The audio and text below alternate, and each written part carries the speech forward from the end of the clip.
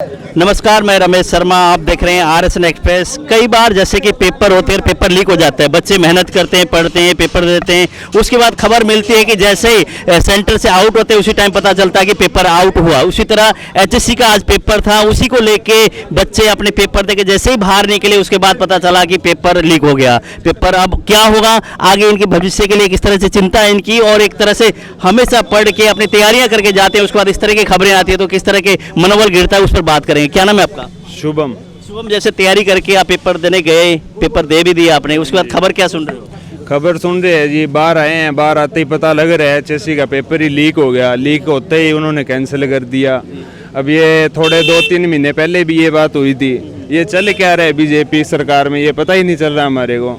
कभी कोई paper leak हो जाता है, कभी कोई कैंसिल हो जाता है। अब एक बात बताओ सर, हम घर से बाहर हैं, इतना खर्चा लगाए बैठे हैं, महीने के 10,000 रुपये लग रहे हैं, पढ़ रहे हैं, 4-5 साल हो गए।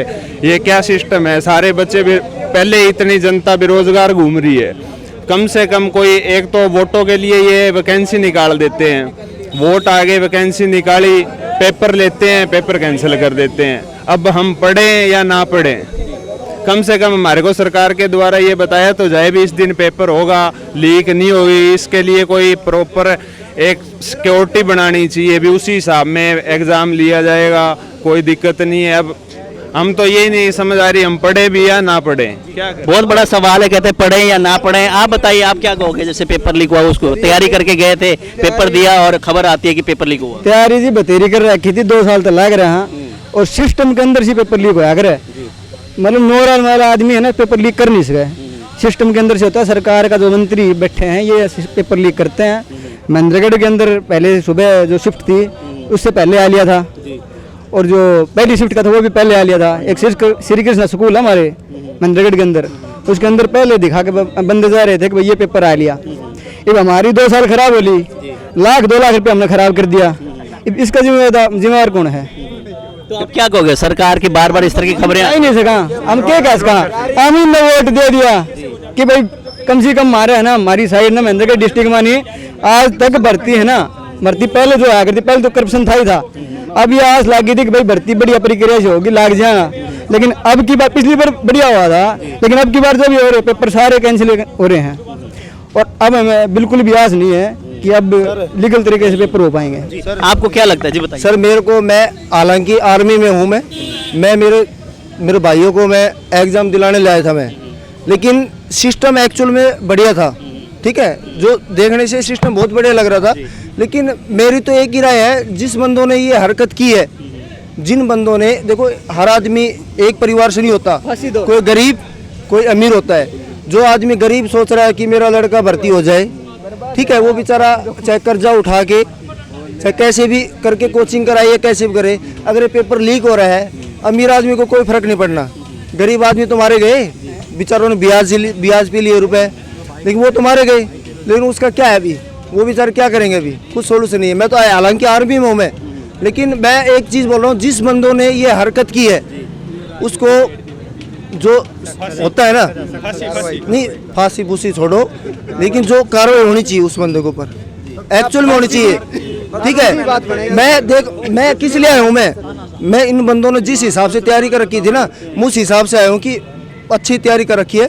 इन बंदों को मैं लेके जाऊँगा दिल से, ठीक है। लेकिन जब मेरे को पता लगा, एक शिफ्ट हुई कोई बात नहीं, जब दूसरी शिफ्ट में पता लगा ना कि एग्ज़ाम लीक हो गया, नोटिस आ गया, तो सर मेरे को बहुत दुख हुआ कि मैं मेरे घर को छोड़ के आया। कि फौजी आदमी आपको पता है कि 6-7 महीने में छुट्टी आता है, इनको एग्ज़ाम दिलाने में मेरा टाइम ख़राब कर रहा हूँ। लेकिन मेरे को दुख हुआ कि इतनी मेहनत करके और बंदों ने एग्ज़ाम लीक हो गया।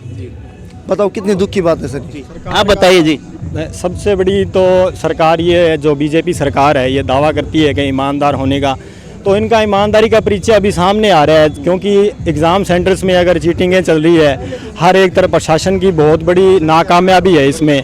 तो सरकार को अपने प्रशासन के ऊपर, अपने जो इंफ्रास्ट्रक्चर है और उनका जो सिस्टम सेंटर दिए हुए हैं, उनको ऊपर सख्ताई का काम करने की ज़रूरत है। पेपर कैंसिल करना इस चीज़ का सोल्यूशन नहीं है। हर बार अगर ग्राम सचिव का देखें, पिछली बार भी 2-3 महीने पहले तो ग्राम सचिव का पेपर कैंसिल हो चुका था। तो हर बार अगर आप ये करोगे कि पेपर कैंसिल कर दो, अगर चीटिंग होती है तो पेपर कैंसिल, ये सोल्यूशन नहीं है।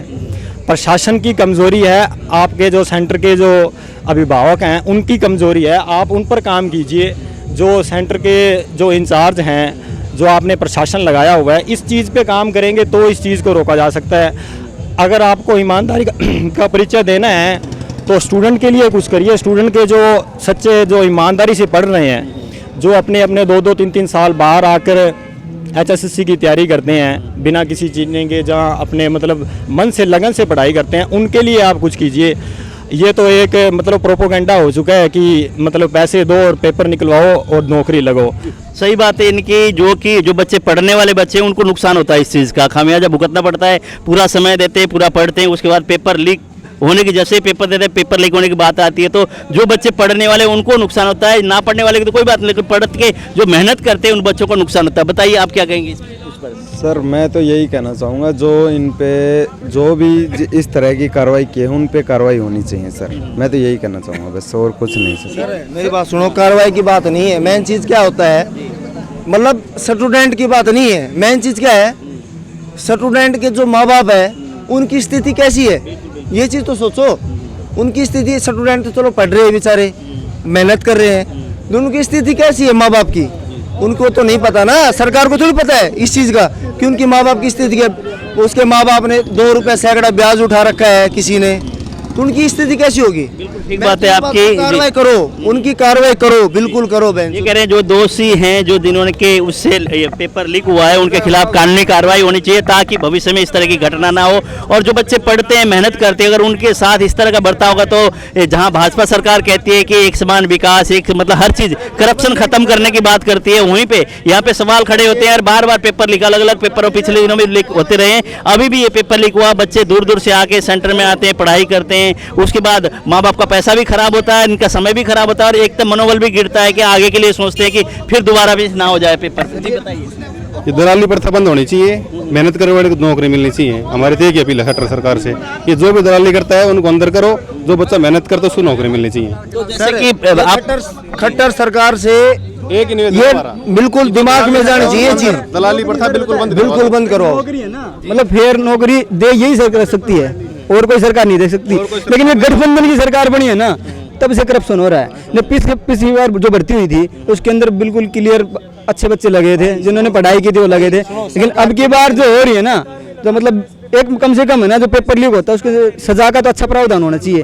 जो बंदा करता है, जो बिल्कुल लेकिन ये करते हैं, करने के बाद एक बार जाते हैं, उसी दिन रुपए दे के बाहर आ जाते हैं, इनका कुछ नहीं बिगड़ता। जैसे बच्चे कह रहे हैं गठबंधन की सरकार पर सवाल खड़े कर रहे हैं कि पिछली बार भाजपा सरकार थी उसमें कोई ऐसी बात नहीं थी, जैसे गठबंधन की सरकार आई उसके बाद इस तरह की घटनाएं सामने आ रही है। जी बताइए। सर मेरी बात सुनो, मैं ये नहीं बोलता कि किसकी सरकार है, मेरे को इससे कोई मतलब नहीं है कि गठबंधन सरकार है या बीजेपी है या कांग्रेस है, मेरे को उससे मतलब नहीं है। मेरे को मतलब ये है कि अगर किसी, देखो गलत हो रहा है ना, चाहे कोई सी भी सरकार हो, मतलब उस पर कार्रवाई होनी चाहिए बिल्कुल 101%। अगर ये चीज़ हुआ है उसका सोल्यूशन होना चाहिए। बंदो देखो, कोई बंदा मेहनत से है, तो आपकी सही बात है, अलग अलग इलाकों से यहाँ बच्चे आए पहुँचे, बच्चों ने मेहनत की है, पढ़ा है, उसके बाद मेहनत के बावजूद अगर इस तरह के नतीजे आते हैं, जैसे पेपर देने के बाद कहा जाता है कि पेपर कैंसिल हो, बड़ा दुख पहुँचता है, माँ बाप का भी दिल में दुख होता है और बच्चे का मनोबल टूटता है, क्योंकि एक सोच के आता है कि पेपर में पूरी अपना सिलेक्शन होगा, उस हिसाब से तैयारी करके आता है, जैसे पेपर लीक होने के बाद उनका मनोबल बिल्कुल टूट जाता है। इस पर सरकार को गौर करना चाहिए, प्रशासन को गौर करना चाहिए। सरकार के ऊपर सवाल खड़े होते हैं, जो कि पेपर को ऊपर जो ड्यूटी लगी हुई थी उनमें कोई ना कोई खामियां होगी, कोई ना कोई बंदे ऐसे होते हैं कि यहाँ से पेपर लीक कराने में उनका हाथ होता है, उस पर शिकंजा कसना चाहिए ताकि